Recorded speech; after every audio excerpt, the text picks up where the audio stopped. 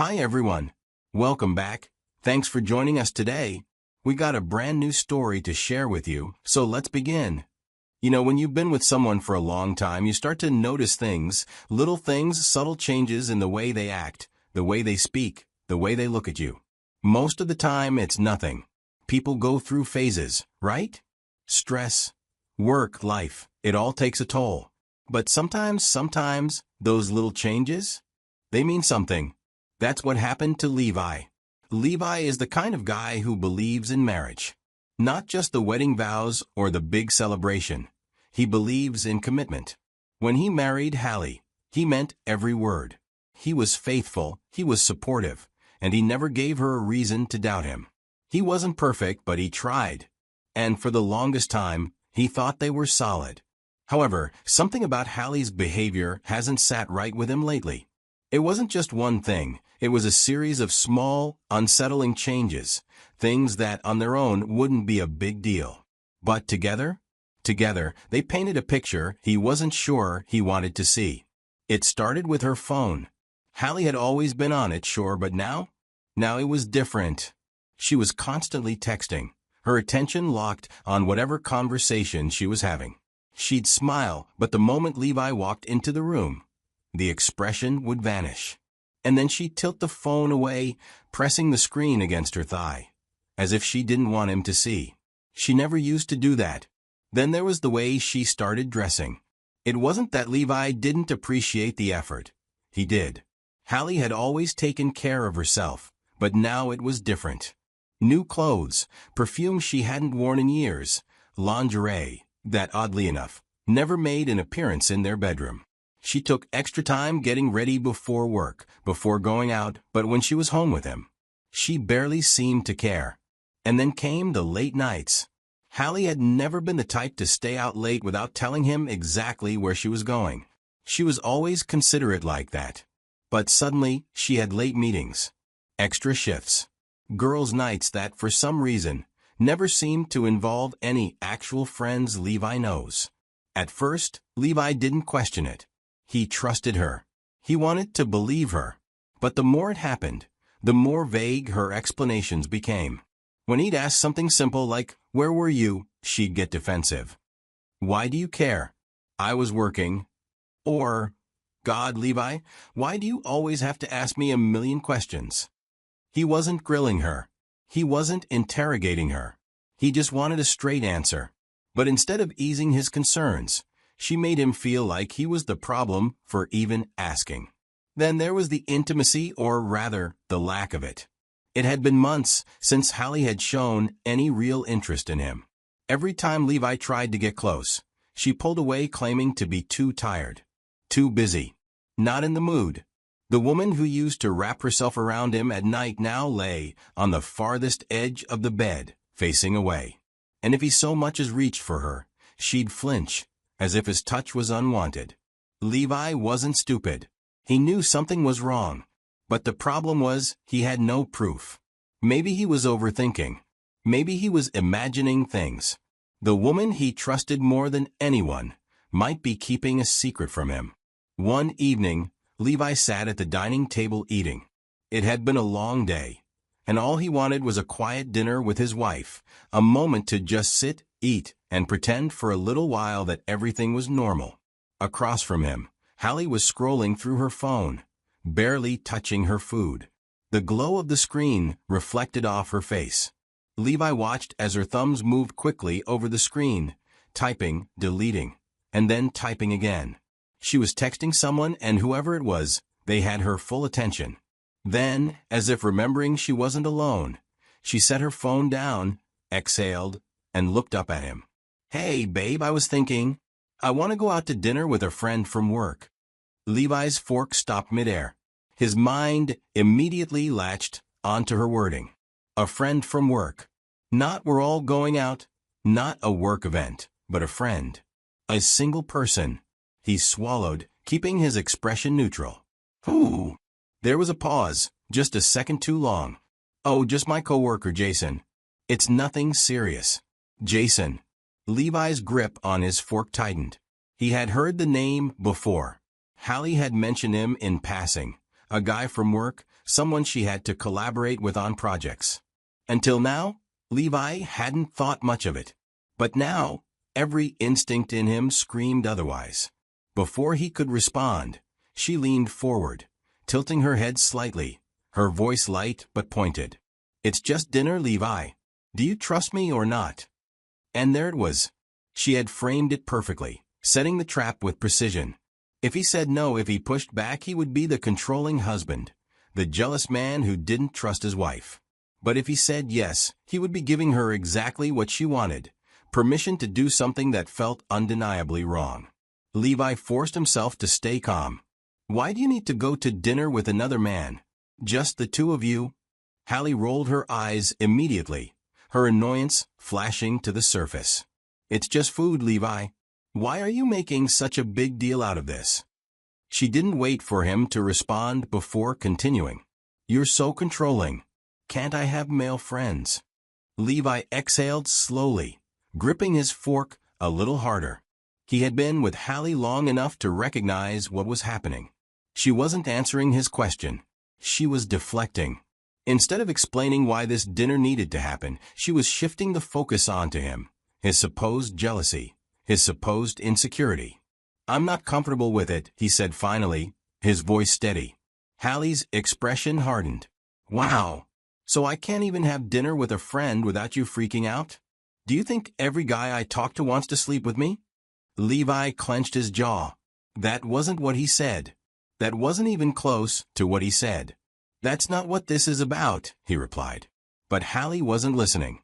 She was already locked into her argument, already playing the part of the wronged wife who just wanted a little freedom. "You're acting crazy, Levi. It's a meal. Are you going to start keeping tabs on everyone I talk to? Should I stop talking to men altogether? Would that make you happy?" Levi let out a slow breath. He had two choices here: engage in this argument, let her twist his words until she turned this into something it wasn't, or shut it down completely. "I said no, Hallie," he said firmly. For a moment, she just stared at him. Then, with a sharp scoff, she shoved her chair back and stood up. "You know what? Forget it. I don't need your permission." And with that, she stormed out of the room, muttering under her breath as she disappeared down the hallway. Levi didn't move. He just sat there, listening to the distant sound of her bedroom door slamming shut. The next few days were cold. Hallie barely spoke to him. When she did, her voice was harsh, filled with irritation. She sighed dramatically whenever he entered the room, as if his presence alone was exhausting her. And then came the comments, passive-aggressive little jabs, disguised as casual conversation. "I never thought I'd marry someone so insecure. It must be exhausting, always being so paranoid. I hope you don't expect me to just sit at home like some obedient housewife." Levi didn't respond to any of it. He just watched.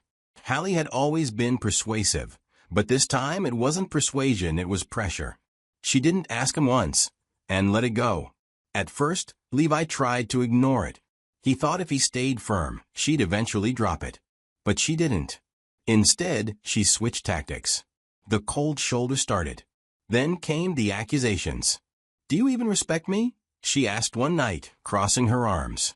"Or, do you just see me as some possession you own?"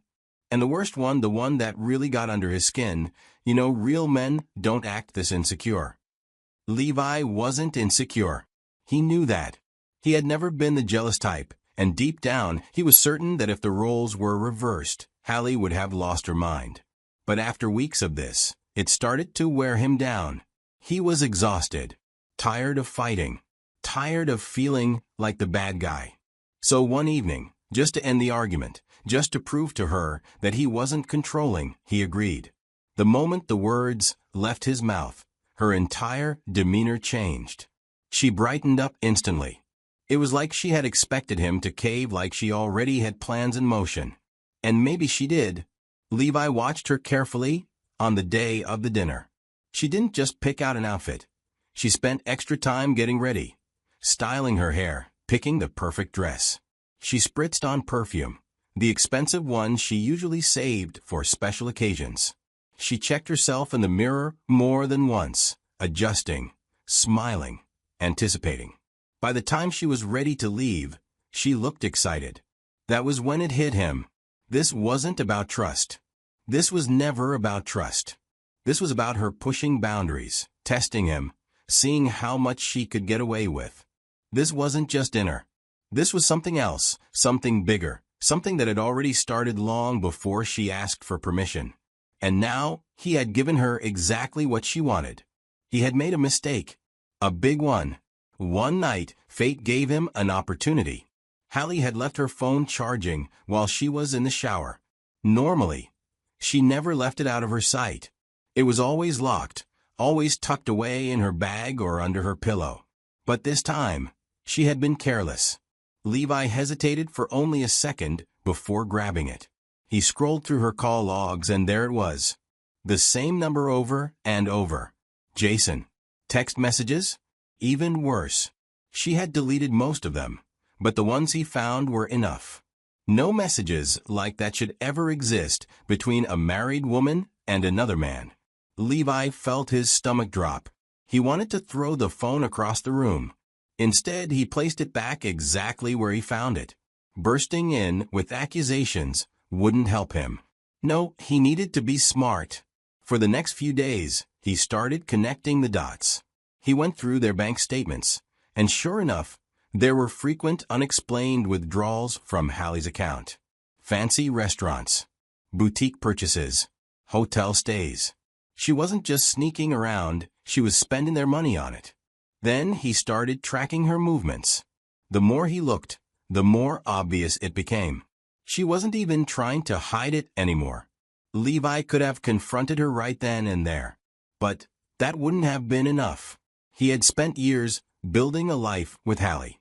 If she was going to betray him, she wasn't going to take everything with her. So he started preparing for the fallout. The first thing he did was secure his own financial standing before she could drain their resources. He stopped depositing money into their joint accounts and redirected his future earnings into a separate account under his name alone, one she had no access to. He also documented every transaction she made from their shared funds, knowing that proof of reckless spending on her affair could be valuable later. Instead of making rash, easily traceable financial moves, he consulted a financial advisor to ensure everything he did was legally sound. The second thing he did was gather legal evidence. He started documenting her absences, keeping track of every time she worked late or came home smelling like another man's cologne. He even went a step further. He hired a private investigator. If Hallie thought she was being discreet, she was about to learn the hard way that she wasn't. The third thing he did was the hardest. He was emotionally detached. Instead, he just watched. He observed her like an outsider. And the more he watched, the clearer it became. She wasn't just cheating. She was waiting for the right moment to leave him. And the worst part? She thought she had already won. Hallie became bolder. She stopped pretending. She didn't bother to hide her smiles when texting Jason. She barely acknowledged Levi when she came home. She started dressing up even more, looking radiant before heading out, while Levi sat in silence, knowing exactly what she was doing. Then came the night that erased any lingering doubts. Levi had just stepped out of the bedroom when he heard her in the hallway, speaking softly into her phone. "I can't wait to be with you for real." She was planning her exit. She was planning a future without him. What she didn't know, Levi was already 10 steps ahead. One night, Hallie walks into the house. She drops her purse on the counter, takes off her shoes, and lets out a deep sigh. Levi watches her from the couch, already sensing that something is coming. She's been distant for weeks now, barely speaking to him. Whatever illusion of a marriage they had left was hanging by a thread, and tonight it was about to snap. Without much build-up, she finally says it. "I think we should separate." No hesitation. Just a flat, casual statement. Levi doesn't react right away. He just sits there looking at her, waiting. And when she realizes he's not going to make this easy for her, she shifts her weight and crosses her arms, already preparing for a fight. "Look," she continues, her tone annoyingly neutral. "I just think we've grown apart. I mean, we both know this hasn't been working for a while, right?" Levi, keeping his expression unreadable, asks, "Why now?" Hallie blinks, clearly not expecting him to be so calm about it. "Because I can't keep pretending. I love you, but I'm not in love with you anymore." There it is. The classic line. The same excuse cheaters have been using for years to justify their betrayals. Levi had heard it before from friends, from colleagues, even from random people online. And now, his wife was standing in front of him, feeding him the same tired lie. Then, as if to soften the blow, she adds, "I think we should split things fairly. No drama." Levi nearly laughs at that. No drama? He wonders if she actually believes she's in control of this situation. He doesn't argue. Instead, he simply nods and says, "All right." And that's when Hallie makes her biggest mistake. She assumes his quiet acceptance means she's won. The next morning, Hallie wakes up feeling light, almost relieved. She had expected Levi to put up more of a fight, maybe even beg her to stay. Instead, he accepted it. No questions, no resistance. It was almost too easy. Feeling good about herself, she decides to start preparing for her new life. The first thing she does is check their joint bank account. She had assumed there'd be a good amount of money in there. After all, Levi was always responsible with their finances. But the moment she logs in, her stomach drops. The balance is nowhere near what she expected. It's drastically low, almost empty. Panic sets in immediately. She grabs her phone and calls Levi. The moment he answers, she doesn't bother with pleasantries. "Where's the money?" she demands. There's a brief pause before Levi responds, his voice completely calm. "You don't have access to it anymore." Hallie feels like the floor just dropped out from under her. "What do you mean?" "It's our money." "Not anymore." She can hear the quiet satisfaction in his tone, and it makes her chest tighten. This wasn't a mistake. This wasn't some banking error. Levi did this on purpose. Hallie comes home later, exhausted. But the moment she looks toward the dining table, she stops. Sitting there in plain sight is a large envelope. Thick, heavy, placed neatly at the center, almost like it was waiting for her. Her name is written on the front in bold, precise letters. A cold prickle runs down her spine. Slowly, she walks toward it. She hesitates for a second before peeling it open. The moment she sees the first page, her stomach drops. Her breath comes short and fast as she flips through the documents. Then she sees the attachments. Screenshots, phone records, bank statements. She schemes frantically, hands shaking. There it is, proof of her affair with Jason. The messages, the calls, the hotel bookings, everything. Levi knew. This isn't just a divorce filing. It's a calculated attack. Levi wasn't blindsided. He wasn't hurt and broken as she expected. Hallie thought she had it all figured out. Manipulate her husband into looking the other way, and then walk away on her own terms when she is ready. She thought Jason, the man she had risked everything for, would be there waiting with open arms, ready to build a new life with her. But life doesn't always go the way we plan, especially when we build our plans on deception. One by one, people started finding out the truth as the divorce process began. Levi didn't just sit back and let her control the narrative. He made sure everyone knew exactly what had happened.